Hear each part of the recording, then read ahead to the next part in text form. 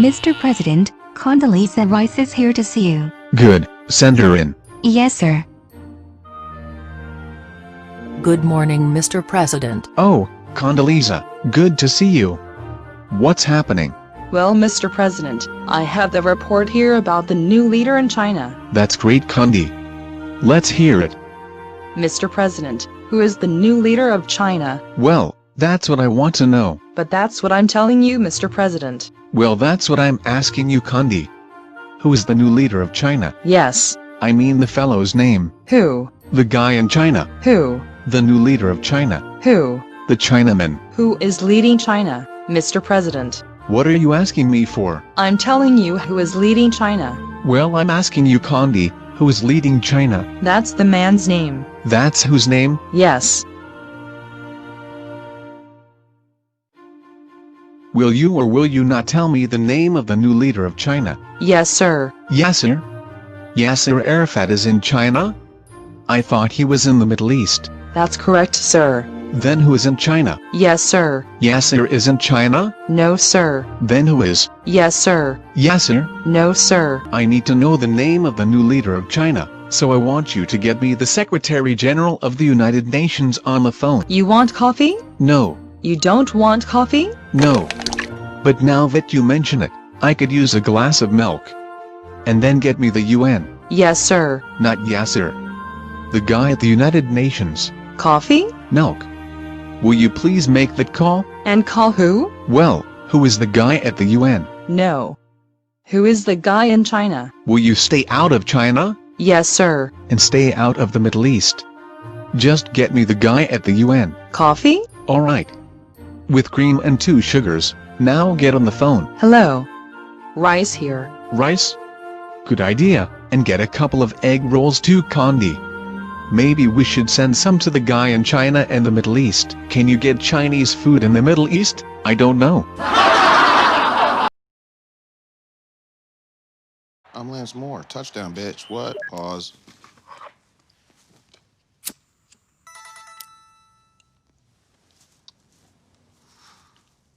Oh, shoot. Keegan's been texting me. Sorry, dude. Missed your texts. I assumed we'd meet at the bar.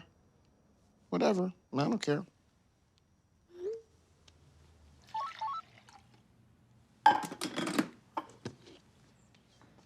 Sorry, dude, missed your texts. I assumed we'd meet at the bar. Whatever, I don't care.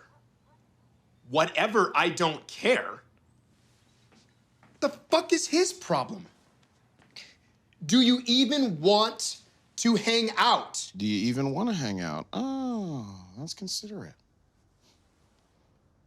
Like I said, whatever. Like I said, whatever? Fuck this guy! Jesus, you Are fucking priceless. Aww. You're the one. one who's fucking priceless? This motherfucker right here. Oh, he wants to, okay, okay. You wanna go? Right now? Huh. Guess I could do that. Okay. Okay, let's go! He said, okay. Okay, let's go! All right, you know what? You know what? You wanna really? Do this now? Keegan, you nut.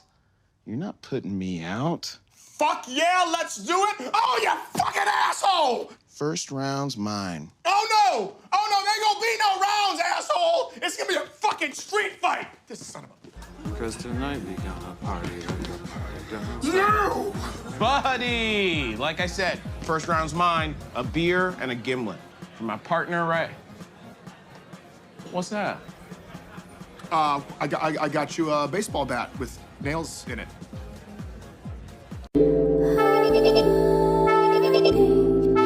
And about a problem, only to realize that he just doesn't seem to grasp why the issue is so important to you? Have you ever presented an idea to a group and it's met with utter confusion? Or maybe you've been in an argument when the other person suddenly accuses you of not listening to what they're saying at all. What's going on here? The answer is miscommunication, and in some form or another, we've all experienced it. It can lead to confusion, animosity, misunderstanding, or even crashing a multi-million-dollar probe into the surface of Mars. The fact is, even when face-to-face with another person, in the very same room and speaking the same language, human communication is incredibly complex. But the good news is that a basic understanding of what happens when we communicate can help us prevent miscommunication. For decades, researchers have asked what happens when we communicate. One interpretation, called the transmission model, views communication as a message that moves directly from one person to another, similar to someone tossing a ball and walking away. But in reality, this simplistic model doesn't account for communication's complexity. Enter the transactional model, which acknowledges the many added challenges of communicating. With this model, it's more accurate to think of communication between people as a game of catch. As we communicate our message, we receive feedback from the other party. Through the transaction, we create meaning together. But from this exchange, further complications arise. It's not like the Star Trek universe, where some characters can Vulcan mind meld, fully sharing thoughts and feelings. As humans, we can't help but send and receive messages through our own subjective lenses. When communicating, one person expresses her interpretation of a message, and the person she's communicating with hears his own interpretation of that message. Our perceptual filters continually shift meanings and interpretations. Remember that game of catch? Imagine it with a lump of clay. As each person touches it, they shape it to fit their own unique perceptions based on any number of variables, like knowledge or past experience, age, race, gender, ethnicity, religion, or family background. Simultaneously, every person interprets the message they receive based on their relationship with the other person and their unique understanding of the semantics and connotations of the exact words being used. They could also be distracted by other stimuli, such as traffic or a growling stomach. Even emotion might cloud their understanding. And by adding more people into a conversation, each with their own subjectivities, the complexity of communication grows exponentially. So as the lump of clay goes back and forth from one person to another, reworked, reshaped, and always changing, it's no wonder our messages sometimes turn into a mush of miscommunication.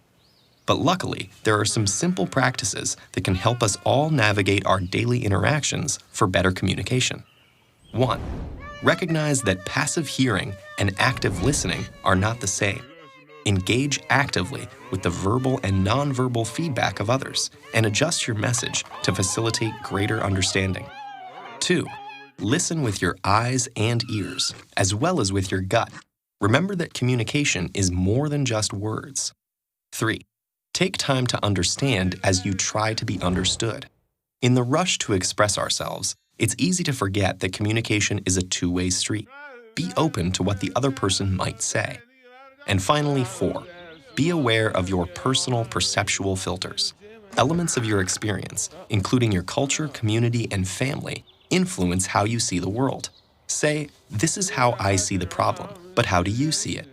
Don't assume that your perception is the objective truth. That'll help you work towards sharing a dialogue with others to reach a common understanding together.